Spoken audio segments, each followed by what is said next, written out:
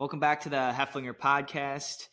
Today we're going to be talking about the history of brain surgery all the way from 7000 BCE of when they first kind of found that people were attempting brain surgery to the present day and kind of what's modern neurosurgery and what's, some potential future things that are going to happen in brain surgery. So it's going to be a cool conversation. I'm excited to dive into it. So, Dad, as a neurosurgeon, when we were first kind of going through, I don't know, how much did you know about this before we were kind of researching it and writing about it? I mean, I knew a lot of the history. I just learned more details about it, but I knew somewhat of the more modern recent history of neurosurgery. I didn't know as much about 7000 BC. I may have heard about it, but never really looked into it. Yeah. So, do you want to start off with like what was ancient neurosurgery like? Or we're saying so neurosurgery wasn't technically around as a term until what, like the 1800s. So we're just saying brain surgery, but it's what evolved into neurosurgery. Yeah. So I mean, neurosurgery really was at the turn of the century, 20th century is when it really happened. But so it's interesting. So they say 7000 BC. So what they're talking about is like ancient Inca, Mayan cultures. They're talking about the cultures of Peru, Egyptians, maybe back that far, but they found skulls. When they go to these sites and they dig up, they find skulls that have circular holes in the skull that have been created not from trauma or hitting their head, but someone actually created a hole in that head. And so that's called trepanation. When you put a hole into somebody's head, it's called trepanning. And so these ancient cultures, for some reason, were putting holes in people's heads. And it could have been for trauma, if the patient had a head injury, maybe they were trying to relieve blood, maybe they were that smart. But a lot of times they think it was to relieve evil spirits, because obviously these cultures were very superstitious. And so they would create these holes to try to let the bad spirits out of the head. A lot of these cultures, they believed much more in gods and, mythology and religion. So I think, yeah, if you thought, someone was possessed, that was their way maybe of trying to get the spirits out. But I thought was so interesting is that, a lot of these holes, so they found cave paintings and archaeological things, and that's how they kind of know this, and obviously the skulls. But a lot of these skulls they found actually had shown signs of healing, which means that these people actually survived. So I would think if, they're doing that majority of the people were dying. But that wasn't really the case based on the evidence they found. So, well, and think about how did they make the holes? They found ancient like stones that have been carved into knife-like objects that they would use. Can you imagine trying to use? It's hard to think of. Well, and they weren't. What do you think they used? Alcohol to just try to get the person drunk and before they did it. Like, so if you're that would be 9,000 years ago from us, if 7,000 BCE. Can you imagine just hey, like your head's messed up. Let me try to. If we can try to get this hole into that head, we can maybe help you out. Well, who knows? Maybe they found some type of paralytics. They were just using paralytics to stop the person from moving, but they still paralytic? Paralytic is when, like, when a person has surgery today and they get put to sleep. Like when I have somebody have back surgery done, I have the anesthesiologist give them medication to paralyze all the muscles in their body so they don't move. So, these ancient cultures, who knows if they had like some type of paralytic in an herb that they would give people that would stop them from moving. But, paralytics don't stop the pain. So you can be paralyzed and still feel all the pain. That's where anesthesia comes in. Anesthesia puts you to sleep to stop you from feeling the pain. So these poor people, maybe they were being even paralyzed and having this done, and all that pain was there. But, the cultures I didn't even know that. That's actually very interesting. I didn't know like that's why they can be, there's like a movie about that where like the person can feel everything, but they can't show that they're two separate things of like paralyzing your body so you can't move, so people are steady, and then there's another thing. I bet there are natural herbs then that like kind of force people. I think there are too, but you got with paralytics, like at surgery, you have to put a breathing tube in, because if you're going to paralyze people, you're paralyzing the diaphragm, the breathing muscle, and so people need a breathing tube. So who knows what they used, and we'll probably never know. The other thing is, it was probably very hard for them it's not easy to get through the skull, right? Like, what do you use in current Oh my days? God. The other day I was, about a week ago, I was doing someone with a blood clot over the brain, and I was taking the drill to go through the skull. And it took me probably a minute for that drill to go through the skull with a power drill. And it was probably, I'm not kidding you, that person's skull was about that thick. It's one of the thickest skulls. For people listening, he's showing about like an inch or two. Or, Yeah, but it's crazy. And, if it took me that long with modern day power drill to go yeah, through it's the not. skull, can you imagine how long it could take them to do it? No, I don't. Yeah. So, well, So, it's just crazy to think about because we were doing that. I was like, wow, I can't imagine being like, even if I had a head injury, I can't imagine being like, yes, let's let someone use their stone tools on me. yeah. But then from there, after that, there was just nothing really happened for thousands of years in terms of kind of progressing the field or people figuring more stuff out.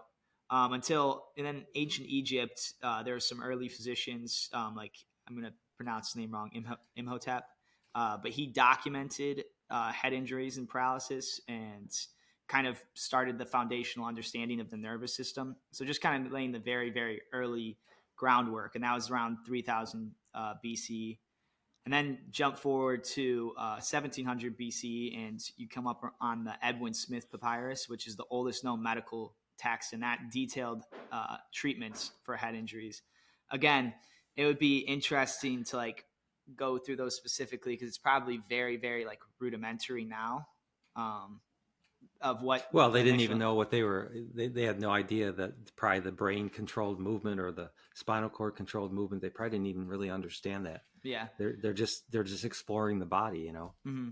Well, I mean, I wonder too how many people were, who knows how, like to progress it, they probably were either operating on people they thought were already going to be dead or maybe just dead people. I don't know actually the history of that, but just probably that's probably how they learned a lot about the body is just dissecting people.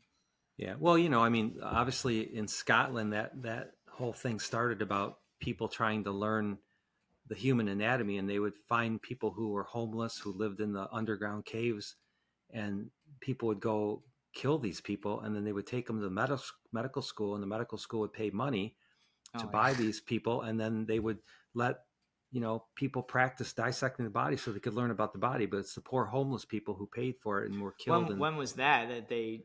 I vaguely heard of that. I think that's in the 1800s when that happened. Yeah, so they wanted to like, they didn't necessarily say like, hey, go get these people. They were just the incentive drove people to do that. So they gave an incentive if you can bring us. It was a business. It was a whole business. Okay. So it's interesting. Like you think about when you're put in a casket, right, and then your casket is put into a vault, a vault with a heavy cover top over it, and then you're lowered into the ground.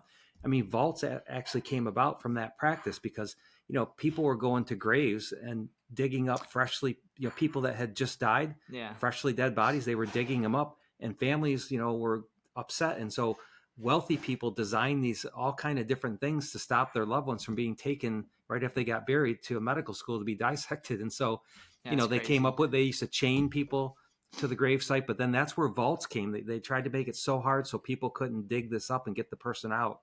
Yeah, that's very interesting. But I wonder how much too, like that, as wrong as that is, that probably progressed a lot of our their understanding if they were practicing a bunch of stuff. I mean, I think that's a similar parallel is we know so much about, there's so many psychology experiments that could never be run ethically in today's world, but there was so much like insight gained into the human psyche from them, the Stanford Prison Experiment, Milgram experiments, stuff like that. Frontal lobotomies. That's another thing we could talk about is now I think that's always very interesting is that it was all the rave when they first came out with lobotomies, or they discovered it, right? Well, it was like an experimental procedure to try to help people who had mental disease or couldn't control their emotions. And, the Kennedy family's daughter is a prime example of that. But these were experimental surgeries to try to disrupt the brain, to try to calm people down and get rid of mental illness. And it was done for like 20 years, and so many people died from those procedures or were made worse. So and that was probably, do you think too, because people, they're not nearly as good of communication as they're, I mean, how was that going on for 20 years? Wasn't it very obvious it didn't work? Or well, a lot of people it did work. So some people it did work, others it didn't. But the mental institutions were overcrowded in the 1950s, and I think a lot of this was being performed on people with mental illness because they didn't know what to do with them. So they're trying to cure them. So. And just real quick for someone who's listening, maybe can you explain a lobotomy? like what you actually do? So frontal lobotomy, there's different ways to do it. Typically, they would put a device through the upper orbit right into the front part of your brain. Sometimes they would do it through an actual hole in the skull, but they would basically go in and take a device and swirl it around in your frontal lobe. And by doing that, it disrupted all the fibers in there. And so sometimes it would, what we call, disinhibit the brain. And so, people that were emotionally labile would become more sedentary and have less emotional outbursts. But sometimes it had the opposite effect too. And you can imagine if you're sticking something into somebody's frontal lobe and you're twirling it around, think of all the blood vessels you're cutting through and all the bleeding. And so that's why a lot of people ended up paralyzed. They couldn't talk afterwards. They ended up dying because they bled to death or got an infection. So, it lasted for a while. It was like the Vogue, but now obviously no one would do that anymore, really. Mm-hmm. So moving along into ancient Rome and Greece, there were, a couple key players who helped move medicine along. One of them was Hippocrates, and I think a lot of you recognize that name because it's the Hippocratic oath that doctors take when you become a doctor. And it says that you will be ethical and you'll always try to help people and do what's right for the patient. And then Galen is another big name in the field of medicine. And so things were trickling along through the centuries, more about learning about the body, not specifically the brain, but just the body in general, and trying to treat people who had illnesses. Because can you imagine people, back in those times when, somebody's having a seizure or somebody gets an infection or they have a stroke? I mean, nobody knew what to do with these people. They didn't even know what was happening to them. So they're just doing anything they could to try to help these people. Well, someone had a stroke. They were probably, and someone all of a sudden had all these deficits. They probably hadn't. Yeah, that probably would seem like witchcraft. Yeah, because people had the same. You have to imagine all these things that we get today. A lot of that was going on back then. Maybe we're still humans, and so a lot of the stuff that we treat today, people were getting. I mean, think about people who had horrible a toothache, and they had to live with that. No one knew what to do with it, and they lived in chronic pain with that, or they had, think about people who have back pain nowadays. I mean, geez, we can do so many things for back pain. Back then, if you had back pain, what could they do for you? Mm-hmm. They'd experiment on you, try to figure out how to help you. Yeah, and Galen was interesting because, like, I wonder, his big thing was advancing, like, brain study through dissecting animals, and he proposing that the brain controlled the body via nerves. And, like, it always reminds me, like, and he was right, too. Yeah, which is crazy. It reminds me of, like, astrology, when, like, studying astronomy and how that's, not astrology, but astronomy, of how that's evolved over the years and how some of these very people way long ago with way less technology were pretty accurate about things with much less to go off of. So that moving along into the Middle Ages, about, like the Dark Ages. Yeah, the Dark Ages, early like 400s, 500s to about the 1800s. There's not much going on because of religious restrictions on dissection. So surgeons were just kind of dependent on some of these ancient texts and stuff proposed by these early people that we talked about. The only real thing that came along was kind of the Islamic golden age from like 800 to 1400, where they kind of detailed techniques for head surgeries, and then the Renaissance came along from the 1400s to 1700s, where they really started exploring again of how to, dissecting humans, trying to figure out why we work the way we work, detailing brain illustrations. So what's crazy too, I wonder through the Dark Ages where people were tortured. I mean, torture was such a prevalent thing, especially with religion and that. And I wonder if they just use these people to experiment on too, to try to learn, there's so many, think about all the stuff that doesn't survive, like when everyone was constantly conquering other lands and everything else, and you constantly destroyed the previous civilization. Think about how much stuff was probably lost. Because it's crazy. There's so much advancements, like the ancient Romans in Greeks, they had so many things, like they have aqueducts, they have a lot of things figured out. And then it's like, we call it the Dark Ages because there was just not much progress and other things. Think how much further along we could be progressed as society and as the human race if there wasn't all that conflict going on, and there was more of a sharing of knowledge than there. I don't think even there never, until like the last couple of 100 centuries, not much sharing of technology or ideas. And now it's usually that's how we make great breakthroughs. If different countries kind of will figure out different things. Yeah. So. And through the years we talk about surgeons and people exploring the body, but there was no dedicated brain surgeon or general surgeon or orthopedic surgeon. These are just people who were trying to learn about the human body and operating on different parts of the human body, but they weren't specialized like we are today.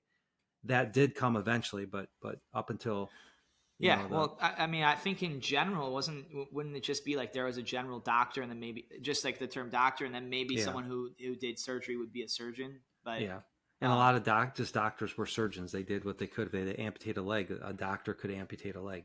Well, they just kind of understood like basic stuff as much. I was reading the biography of Leonardo da Vinci one time, and a huge thing, and other people would probably know this way better, but I think they always used to just like bleed people. They thought that would always, right? That was always a thing. Like they would try to bleed people, and they thought it's kind of like with leeches. They put leeches on people to draw blood out because they thought that would excise the humors, the bad things. By getting rid of blood. Yeah. So it's interesting, but so then like kind of setting the field, all of that kind of set the base for then when like a lot of industries, say farming or many other industries, technologies, things that were techniques and innovations are what kind of really changed the game and set the field kind of for modern neurosurgery, right? So what were those? So there's things, just in general before even major surgeries, let alone neurosurgery, had to be set in place. So it was in 1798 that the nitrous oxide was discovered, which is laughing gas. And so up until that point, when you operate on somebody, how do you keep them pain-free and sedated? And so, they would give people alcohol or, drugs of some sort. Opium, but right? Opium they use a lot, but they really didn't have anything to make the pain go away, sustain when they're operating on people. So around 1800 is when that was discovered, laughing gas, which laughing gas made people feel less pain. And then also they discovered ether. You always see chloroform up in somebody's mouth, ether. Yeah. And that they found the ether actually put people to sleep. So now they had something that would help people have less pain and actually put someone to sleep. And so now that opened up a whole world, because now you could put people to sleep and actually operate on them and not have them wake up and have pain. And so you could do longer surgeries, more complex surgeries at that point. So that was really the start of what we would call anesthesia at the 1800 level. Yeah. And then, then there was still a problem because, so now you got a way to put people to sleep and they don't feel as much pain. But, people are getting infected right and left after surgery and they're dying. And so in the mid 1800s, like 1850, the mortality and death rate from infections after surgery was like 50%. So there had to be a way to stop infections or we could never move surgery along. And so Joseph Lister, I don't know if he's the guy with Listerine, but Joseph Lister is the guy who first, termed the coin or talked about sterile technique. So he would have people wash their hands before doing a procedure. He started putting bandages on wounds. He would clean instruments with carbolic acid. And what he found is that infection rates after surgery just plummeted. They went way down. So now we had a way to put people to sleep, have them have less pain, and treat them with techniques that will stop infection or prevent infection. And so now you could, start doing many more surgeries. Mm-hmm. I think something to jump in there too, real quick, is I think it seems obvious now, like, we should be clean. If you're going to operate and cut into people and all that, like everything should be clean, everything should be sterile. But when that first came around, like that was groundbreaking because there was these. Well, they were using their hands, I think. There used to be, I think, people who were handling debt. I think it was with Nightingale I can't remember the other person who they eventually found if you were dealing with dead people before and you went and then delivered babies, like that they had issues and they died a lot and the mothers died. So they started kind of seeing there was these invisible things. Now we know it's bacteria that were causing these infections and causing people to die. But that was what seems obvious now was groundbreaking at the time because they didn't think like, hey, they would just use their normal hands, all that stuff. Yeah. And, they were trying to prevent infections with the sterile techniques, but also then the antibiotics came around and then then you could actually treat an infection if you did get it. Yeah. But, it's still a problem. Like, when I'm operating nowadays, I have all the luxuries of having a bright light, and I can stop bleeding when I'm in a deep, dark spot and I've got a lot of bleeding going on. I have instruments to stop it. Well, in the 1800s, they didn't have good ways to stop bleeding during surgery. They would actually take sutures and just try to ligate a blood vessel. But how many times when I'm at surgery do I have a blood vessel that retracts and you can't see it, and there's nothing I could tie? How do you stop that bleeding? Well, they couldn't. And then people would lose large amounts of blood, and then there was no blood transfusion. So a person would just bleed to death, and so that was a big blocking, a big block for the progression of surgery. And then came about in the early 1900s came about cautery, and that brings us to the first modern neurosurgeon. And what is cautery for people who would So cautery is how you so if I have bleeding, I can cauterize. I mean, I can. What is it? Well, it's using high heat, right? It's heat and electrical current that stops the bleeding. It cauterizes the vessel. So something similar, but it's not the exact same. But just like when you see someone who, when they would take something to close a wound, they take something really hot, like a poker or thing, and they push it against their wounds. Right, and that's cauterizing it. So it's the same concept, and we have different forms of cautery now. But that was a game changer, because once you got ways to stop bleeding and control bleeding, and then if you did have bleeding, give blood transfusions, now you set the stage for the modernization of surgery and neurosurgery, because now you could do very complex long surgeries with less chance of infection, and so that really opened up the world to modern medicine. So this is now the advent of kind of modern neurosurgery, kind of. So we're at 1900 level right now. And so in medical school, and then like your neurosurgery residency and training, how much do you guys like learn about history? Probably from this moment forward, probably what we're going to talk about, or do you guys learn about stuff like kind of pre-1900s? You don't really learn too much about it. You learn about a lot of the what we call general surgeons who were forefathers of just surgery. But as far as my field, neurosurgery, you really start learning about the history of neurosurgery because it really began around 1900 to 1920. Yeah. So you want to go into like kind of the progression from there till nowadays? So when we think about neurosurgery, really modern neurosurgery, it really started between 1900 and 1920 time frame. There's a figure in the history of neurosurgery. His name was Harvey Cushing, and he's considered the father of neurosurgery. He's one of the surgeons who helped popularize cautery and controlling bleeding at surgery. He's thought to be the person who really started successful resections of brain tumors. He's the person who he taught the most people about neurosurgery as residents in the turn of the century. So he would teach people his trade. And so that really is where neurosurgery became more defined as its own field. Neurosurgery was now a specialty, and there were special surgeons that would operate on the brain and the spine. Yep. And he didn't have he didn't have CTs and MRIs. They weren't there yet. He just had crude X-rays. Yeah. So he was really kind of a good embodiment from when I would research on it of just patient examinations and like listening to what the patient had to say and trying to get an overview of what might be the issue. And, compare it to what I have today. So obviously I still do an exam, and Harvey Cushing would do an exam. You gather certain things from an exam about what you think may be wrong with the patient. But then you he had a rudimentary X-ray, and they had different ways of trying to localize things in the brain, but it's very rudimentary. But then a lot of times you go with your gestalt, right? So all Harvey Cushing had was an exam, rudimentary X-rays, and then his gestalt. And so I'm sure a lot of people. That's just basically like his intuition. Yeah, his intuition. Yeah, and so if he felt someone, needed brain surgery, and he thought he knew where the tumor was, he would do surgery. And I think a lot of times these guys were right, and a lot of times they may be wrong. Their gut instinct was wrong. For me, I can use my gut instinct about what I think is wrong and where the tumor may be, but then I have all these tests to back it up with, right? My gut instinct gets backed up by CT scans, MRIs, all the luxuries that we have today. So I really give credit to the pioneers of neurosurgery, because they're the guys that really push this field forward. But they are on the front line every day with minimal. Well, do you think it was probably hard on that? Maybe his death rate was much lower / his survival rate was a lot higher than previously. Like it kept improving over time. But do you think it was hard? A lot of people probably are still Like nowadays, you're not losing barely anyone from You specific. don't. Well, no, I'm saying, No, I know. Yeah, you don't. For but elective surgeries, you really no, not elective surgery. But obviously, you still lose people in trauma and other things, and there's other if people have cancer and stuff like that. But right. for the surgeries they were performing, that now could be like a routine surgery.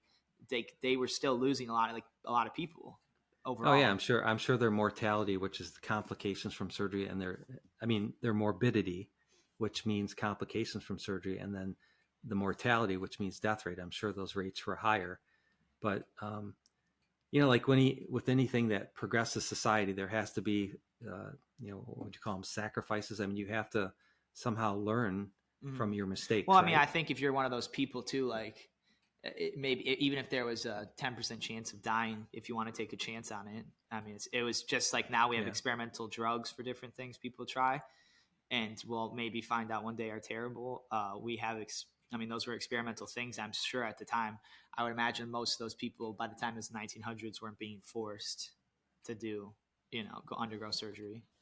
So, and then what do you think? So we've talked about that, like now kind of getting into like what's like, so it kept just progressing from Harvey Cushing and just, then MRIs were introduced, CT scans. What else do you think over from like 1950s to the 2020s, what has been the progression of like new innovations that have kind of been bigger and changing the game for specifically like brain surgery and kind of what you do? Yeah, I think, the CT scans, I'm not sure about the dates, honestly. I think CT scans were like the 1960s and 70s. They were first introduced. Maybe I'm wrong about that. But I know when my brother Eric had his car accident in 1982, I don't think he didn't have access to a brain MRI. So he had a crude CT, and I saw the pictures. It was very crude. And then I think MRI came about in the late 1980s, 1990s, I believe, but I'm not positive about that. But, obviously these are recent advances. And then there's all the other tests that people can get now, PET scans and different spectroscopy studies that can kind of, spectroscopy study can actually kind of give you an idea what type of brain tumor you actually think it is. And then we started to get into navigational systems that help us not only locate where a tumor is in the body, particularly the brain, but at surgery, I can use a navigation system that will help me localize the brain tumor at surgery. And even as I'm resecting the tumor, it can show you where you are in the brain, live during surgery. So we've had such advances compared to Harvey Cushing's day. Yeah. And I'm sure that will continue. The field of surgery, look at how it's advanced over the past 125 years. I mean, it's exploded, and I'm sure those advancements will continue. Well, I think it can be easy to forget about, but modern medicine is insane. People used to get common colds and die. Like, I'm saying people used to get common infections and not survive. Yeah. Now it's just something that knocks you out for a day or two. You can get people, if you had a joint that eventually went bad, you probably weren't walking normally again the rest of your life. Now you can get a hip replacement. You can get multiple hip replacements. Go home the same day. Yeah, you can get knee replacements. When they first did that, I'm pretty sure they put glass implants inside people. And then, now they've got like these titanium chrome ones they do or stuff like that. So it's just constantly advancing across the board of all these different things that are possible. And I think now you got people like Elon Musk with Neuralink and other stuff, and the advent of artificial intelligence, AI. There's a lot of, interesting things. It's going in robots, like robot assisted surgery. It's going to be really interesting to see over the next multiple decades, even the next 5 years. How does that progress everything? Will there be surgeons like remotely operating? Well, robots? And already we have the robotic arms that you can by using your hands, you can have the robotic arms move. And a lot of surgeons are using that type of technology already. And I foresee, people may be, at home using one of these devices remotely while the patient's having surgery in an operating room. Yeah. But there's always the problem is if you're at home and the problem occurs and there's, unexpected bleeding or some complication, what's going to happen? Nowadays they'll just open the patient up and take care of it because they're right there. I don't know what you would do if you're working remotely. That would be. So to put you on the spot, do you think there's a world where, like say artificial intelligence and robots can ever be trained enough to have, because like you said, sometimes it's not very straightforward. You have to use intuition a bit. You have to just all of your deep understanding of the brain and spine and everything else. I think there's a time where obviously there can be a human behind it that if there's emergency situations can jump in. But do you think there's a time that we could ever fully, sometimes there's movies and stuff that scan the body and like artificial intelligence, robots, whatever you want to call that. Do you think there's a time where that could be, whether that's 50 years in the future, do you think that ever could I really do, happen? because I mean, I do feel that way, because I think even looking at Neuralink, how we're trying to connect a computer, electrodes put into people's brains that are connected to a computer, so the computer can interpret our thoughts, our brain waves. I mean, I think there's going to be a day where a human brain is meshed with a computer to some extent. And I think a computer will gain some of the qualities that a human has to some extent about making decisions. I mean, I think that's going to happen. I think we're already on our way to it a little bit. Whether that's good or not, who knows? I mean, there's a lot of concerns about the future and computers. We've all watched the Terminator movies where computers take over the world. And I think that's honestly, if computers did gain awareness and could do a lot of what our brains do, I mean, there may be a time that computers. Well, I think that's why it's really, but it's real. It's couple real. Years with especially the advent of AI is the extreme importance of not just going as fast as possible, but there needs to be ethical and safety concerns, because once you can't put something back in the box once it's out. Once like Pandora's box is open and all that goes out, you can't then stop the artificial intelligence to the computer. So we definitely have to tread carefully, because that could be an existential crisis for humans. It'd be like a Matrix or iRobot or Terminator. So no, I mean, I wholeheartedly feel that could be the case depending on how we go about doing things, and obviously you want to progress, but then you got to be careful. Progress isn't always. It can't be progress at all costs, because there's definitely concern. It's really cool though, and in the constantly the excitement of new technology, and it's really cool, and hopefully we continue to progress greatly and make lots of discoveries and innovations. But just the hope would be that we're constantly making sure everything's safe and ethical, and not jeopardizing everything for that. But even think about now how you can do awake brain surgery with someone's brain completely exposed. You're operating on the brain, and that person is wide awake, and they're talking to you, and you ask them to move their hand, and they move their hand. Or sometimes they have people who are having brain surgery play an instrument while they're operating on the brain. So who would ever fathom you could do that to a human being? Can you imagine if someone could see somehow without like the technology that you would need to like see it, if they could just like be looking in, so it looked normal to them, and they just saw that and they were like, what the hell is going on?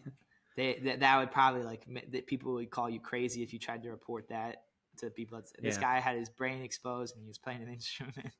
But so who knows what medicine will look like, 500 years from now. Look at where we've come in 125 years. Think about in 500 years. I mean, there may be machines like on Star Trek where you run the body through, it does a complete body scan, finds out exactly what's wrong with you, and then it fixes what needs to be fixed. I mean, I that could easily happen, I think. Well, I think that comes to the question then too of like, if people like even not in now today's world with modern medicine, there's people like Brian Johnson who was an ex-tech entrepreneur, and now his new thing is don't die. The last 3 years, 2022 he started it, and the whole thing is like that we can be the last generation that has to die, like or this first generation that lives, like this will be the last generation where life's not forever and abundant. And people talk about that with artificial general intelligence, and then with the advancements in modern medicine. I don't know though. I think for the whole, that's like a huge thing, and that gets into philosophy of wanting to live forever and being scared of mortality, or of your mortality. Because I don't know, because we don't really know still. We can fix all the problems, but people, like cells just get older. And but like this guy, so for people who don't know this guy, he's quite wealthy, but there was a documentary of him that we had watched, and he literally spends his whole day from the time he wakes up to the time he goes to sleep just focused on his body. I mean, I think he said 134 pills every day. He gets up, he does all these different routines. He's got scientists around him all the time and people taking his vitals. So he sold his old company. Like, I'm pretty sure it's called Braintree. They sold it to PayPal, I'm pretty sure. So he had a big exit, and then, but I think it's cool. He gets a lot of, there's people either love him or hate him. I think he gets a lot of criticism. I think it's cool to see someone like he's using his own money to like explore the forefront of Yeah, science. And he's 100%. experimenting on himself. And I think his son, who's like 18 or 19, is doing it with him. Yeah. But that'll give us tons of results over the next 3-4 decades. Well, and that was my point. You have to have people like him in every way of life to do this. I mean, Elon Musk wants to go to Mars. I mean, he's putting a lot of effort into that. Harvey Cushing wanted to make neurosurgery a specialized field, and so he devoted his life incessantly to doing that. And so these people like this Johnson guy, I mean, they devote their life to trying to create something new. Well, they want to now. test. I mean, I think they want to test. It's just like when you got in a ship and pushing the limits. Yeah. You explored the unknown. It's like Ernest Shackleton trying to go all the way around on the Endurance. That's, it's wanting. He put out an ad for that. It's like, okay, like survival, unlikely, going, whatever. We're trying to do completely new things, travel to new lands, to go around, and like a ton of people signed up. Because I think nowadays the unknown frontiers are like the deep ocean, space, and then still the human body. We still don't know so much about the human body. So, yeah, I think it's really cool whenever people are doing that. And I think it's interesting in the world where I think some of it is just that people criticize the fact that like an ordinary person can't do that. But that doesn't mean if he has the resources and tools to do the top 99%, it comes back to, again, just do like the 80% of what you can do, or do the big things of it that you can do. Obviously, we already know eating healthy. One huge thing I think that is awesome about him, and just I think it's really only in the last 5 to 10 years become popular, is the idea of sleep is so critical. And the idea of like, I can sleep when I'm dead and all of that is dumb.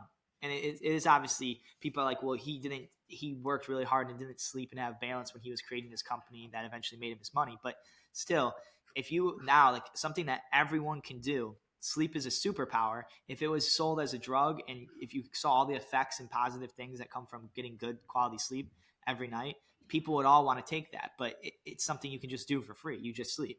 Yeah. So. Well, I think for him, what he's going to have to do someday is, like, because he's starting at a later age, but he'll have to get somebody who's very young. Well, his son, right? His son's 18. But even his son, I'm talking even younger. His like son's like 18, but I'm talking even get a child and just start it from square one, and then see over that lifetime how long that child lives. That's the problem with a lot. Yeah, I definitely. And I think that's the issue with a lot of longevity studies, is any of these things, even if it's like a 10-year study, that's not over the course of like a 70 to 100-year-old life. So any of these choices people are saying, like, this is really good and improved my stuff, blah, blah, blah. It's so it's so hard to know. And even if it's a study of a bunch of people, you can't get a study long enough in today's, like, the biggest thing you need is time. You need like 50 years to go by with a bunch of people to show something on longevity purposes. And it might work when you're in mid-age or early age. Does it hold up when you're 80? So it might be different protocols you need to follow. So it'll be interesting. Our understanding will obviously continue to evolve, but so many people never get to see their efforts, what it turns into too, Think of all the people through history who've done things that have moved everything along, but they've never realized what they've done. Yeah. Well, I think that's the hard part about some of the stuff. It's like investing from an early age in, say, the stock market or real estate or something. You get to kind of see it along the way, but you really see it way later on, like decades, if you were compounding, if you exercise for a really long time. So eating healthy and exercising and sleeping well, all those choices, you're really going to see that. You're not going to know if you might still have complications. You might still have bad genetics and develop something. So you don't know. It wasn't because you did those things that you just got unlucky with something. But it's hard to kind of be thinking about yourself in 50 years. There's actually an interesting study on that, where when they showed people, they used technology, so what people would look like when they were older, like 30 to 50 years down the line. People, when they were shown that, they made better decisions in the moment because they could kind of conceptualize themselves being older and think about that person. A lot of good decisions in life are about having some hardship maybe in the current moment, but you're rewarding your future self. Other times when you're eating dessert or you're spending a bunch of money in the current moment, you're rewarding yourself in the present moment, but you're taking away from your future self. Yeah. So, but getting back to neurosurgery, I think it's something that's been around for a long time, obviously back to 7000 BC till today, and I think it's going to be around for a long time in the future. And it's really one of the fields that really pushes the limits on things, and has always been very innovative, and will continue to be innovative well into the future. Yeah. So if you're listening and you're interested in that, you should check out neurosurgery.